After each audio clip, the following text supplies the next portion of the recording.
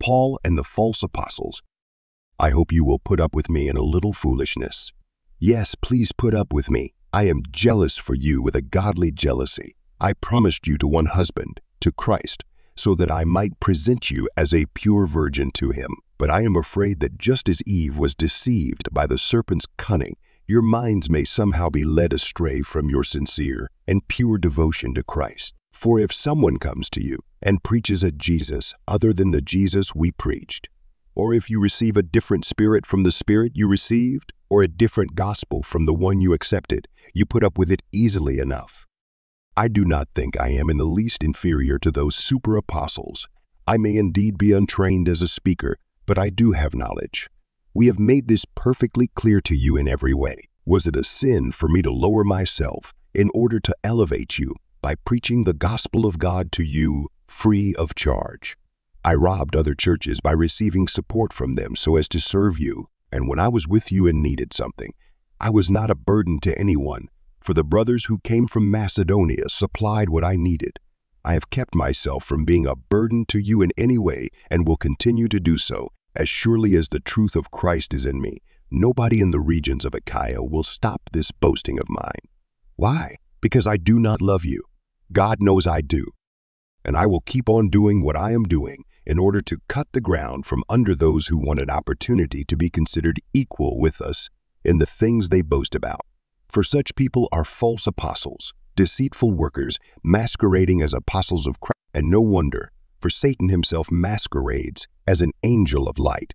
It is not surprising, then, if his servants also masquerade as servants of righteousness. Their end will be what their actions deserve.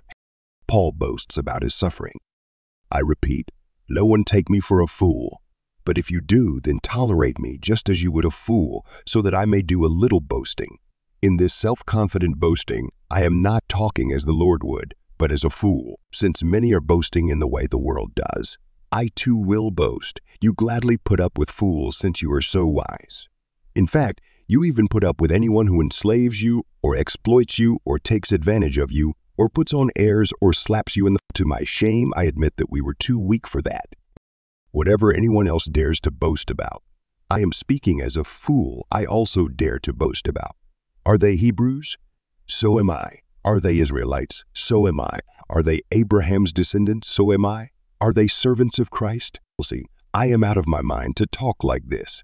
I am more. I have worked much harder, been in prison more frequently, been flogged more severely, and been exposed to death again and again.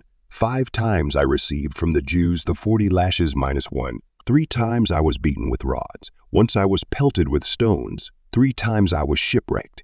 I spent a night and a day in the open sea. I have been constantly on the move. I have been in danger from rivers, in danger from bandits, in danger from my fellow Jews, in danger from Gentiles, in danger in the city, in danger in the country, in danger at sea, and in danger from false believers. I have labored and toiled and have often gone without sleep.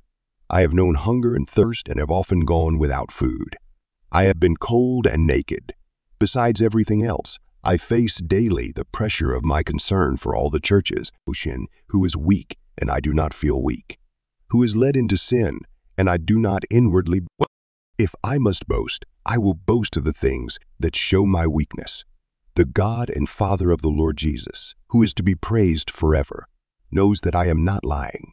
In Damascus, the governor under King Aretas had the city of the Damascenes guarded in order to arrest me, but I was lowered in a basket from a window in the wall and slipped through his hands.